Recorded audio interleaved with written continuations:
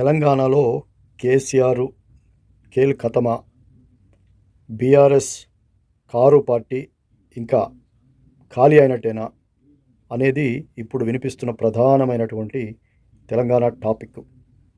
ఎందుకంటే మొన్న మోదీ గారి అపాయింట్మెంట్ కోసం కేసీఆర్ గారు ప్రయత్నం చేశారు.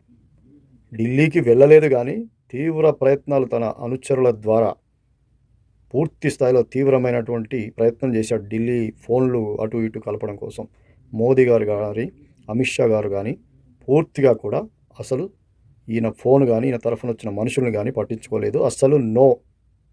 అసలు స్నేహమే లేదు, పొత్తే లేదు, మాట్లాడేదే లేదు అని చెప్పేసి చెప్పడం జరిగింది. ఇప్పుడు కేసీఆర్ ఆలోచనలో పడ్డారు. అసలు పార్టీ నడపడం చాలా కష్టంగా ఉన్నది. ఎందుకంటే చాలామంది పార్టీ నుంచి జంప్ అవుదామని తీవ్ర చర్చలు ఈయనకు తెలియకుండానే హైదరాబాద్ శివార్లలో మీటింగులు పెడుతున్నటువంటి పరిస్థితి. ఇప్పుడు ఎంపీ అభ్యర్థులు కూడా దొరకని పరిస్థితి. రీసెంట్గా ఇద్దరు ప్రజెంట్ ఎంపీలు, బీబీ పాటిల్ జహీరాబాద్ ఎంపీ, ఇంకొక నాగర్ కర్నూలు ప్రజెంట్ ఎంపీ రాములు, ఇద్దరు కూడా ఆల్రెడీ బీజేపీలో చేరడం జరిగింది. ఇంకొక ఇద్దరు మాజీ ఎంపీలు, ఇంకొక ఇద్దరు నల్లగొండ నుంచి ఖమ్మం నుంచి జాయిన్ అయ్యే అవకాశం ఉంది. ఇంకా కొంతమంది ఎమ్మెల్యేలు 20-25 మంది కూడా బీజేపీలో తొందరలో ఈ ఎన్నికలకు ముందే జాయిన్ అవ్వడానికి సిద్ధపడుతున్నట్టు కేసీఆర్కి లీక్ అయింది, తెలిసింది. ఒకరిద్దరిని పిలిచి మాట్లాడడం కూడా జరిగింది.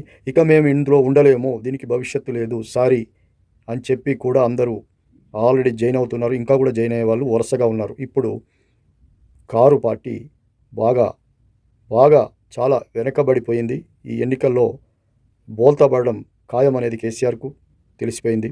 మరి వాళ్ళకు సంబంధించి అందరూ కూడా హరీష్ రావుతో సహా సైలెంట్ అయిపోయారు. ఎందుకో తెలియదు. మరి ఎవరిని అడిగినా జంపింగ్ తప్పదనుకొని కరాఖండిగా చెప్పేసరికి వాళ్ళు షాకులో ఉన్నారు. మరి ఇప్పుడు బీజేపీకి కాంగ్రెస్ మధ్యనే ఈ తెలంగాణలో పోటీ ఉంటుందనేది కూడా చెప్తున్నారు.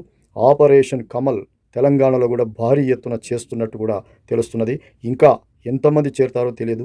లోపల చర్చలు జరుగుతున్నాయని తెలుస్తుంది. ఇక కారు పార్టీయే బీజేపీ టార్గెట్ చేసినట్టు కూడా ఇప్పుడు మనకు తెలంగాణలో ఇప్పుడు జరుగుతున్నటువంటి పరిస్థితి.